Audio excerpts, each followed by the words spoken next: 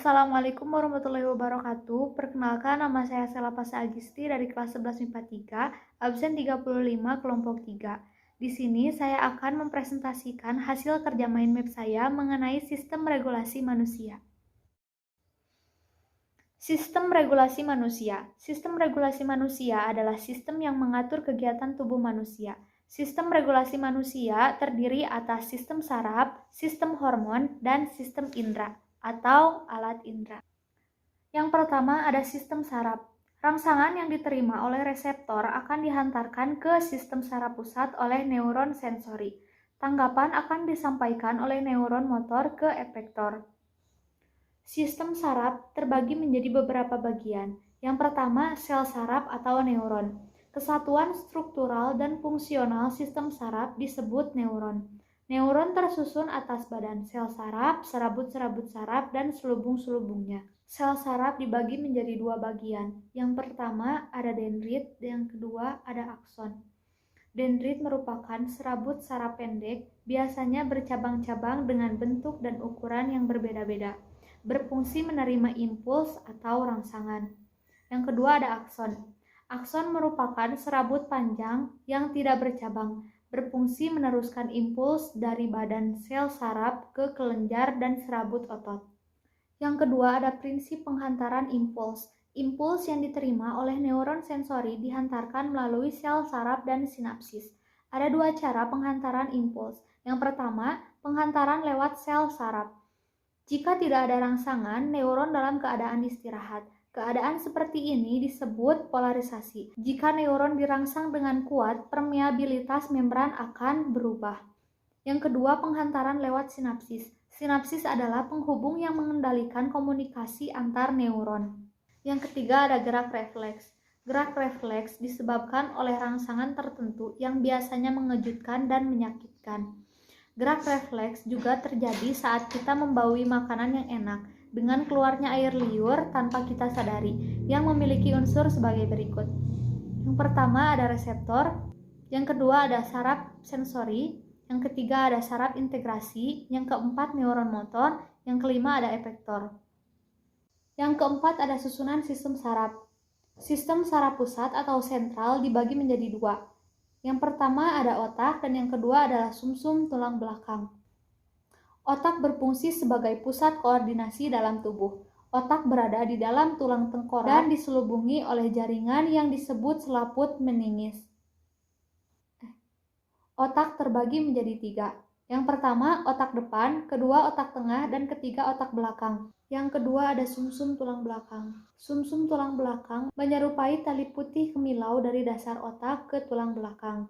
Irisan melintang sumsum tulang belakang menunjukkan bagian luar yang tersusun dari bahan putih, disebut substansi alga, dan bagian dalam tersusun dari bahan abu-abu, disebut substansi grisea yang berbentuk kupu-kupu. Sistem hormon terbagi menjadi 9 bagian. Yang pertama ada kelenjar hipofisis atau pituitari, terletak di dasar otak. Yang kedua ada kelenjar pineal, terletak di otak bagian atas. Yang ketiga ada kelenjar tiroid atau gondok, terletak di leher bagian depan di sebelah bawah jakun. Yang keempat ada kelenjar paratioid atau kelenjar anak gondok, terdiri atas 4 struktur kecil. Yang kelima ada kelenjar timus. Yang keenam ada kelenjar adrenal atau anak ginjal, terdiri atas 2 struktur kecil. Yang ketujuh ada kelenjar Langerhans atau pankreas, menghasilkan hormon insulin dan glukagon. Yang kedelapan ada kelenjar kelamin, terbagi menjadi 2. Yang pertama ada testis, yang kedua ada ovarium. Yang kesembilan ada kelenjar pencernaan. Yang ketiga ada alat indera. Terdapat bermacam-macam reseptor untuk mengetahui rangsangan dari luar atau eksteroseptor. Ada 5 macam alat indera pada manusia. Yang pertama adalah indera penglihat atau mata. Mata adalah organ indera yang memiliki reseptor peka cahaya yang disebut fotoreseptor. Yang kedua adalah indera pendengar, yaitu telinga. Telinga terbagi menjadi 3 bagian. Ada telinga bagian luar, telinga bagian dalam, dan telinga bagian tengah. Yang ketiga ada indera peraba dan perasa, yaitu kulit. Kulit manusia tersusun dari 2 lapisan utama, yaitu epidermis dan dermis. Yang keempat ada indera pembau, yaitu hidung. Manusia mendeteksi bau dengan menggunakan reseptor yang terletak pada epitelium olfaktori di dalam rongga hidung. Yang kelima ada indera pengecap, yaitu lidah. Rangsangan kimia yang berasal dari luar tubuh diterima oleh reseptor kimia atau kemoreseptor. Kemoreseptor berupa tunas pengecap yang terdapat pada lidah.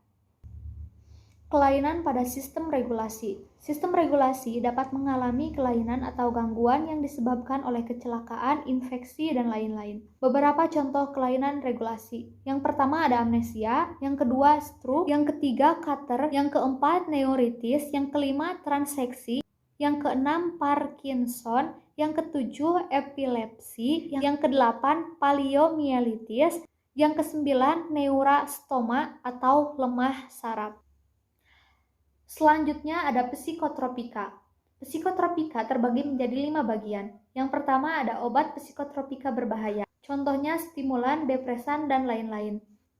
Yang kedua adalah golongan psikotropika. Contohnya psikotropika golongan 1, 2, dan seterusnya. Yang ketiga ada ciri-ciri pengguna psikotropika. Contohnya tubuh menggigil disertai dengan teriakan histeris.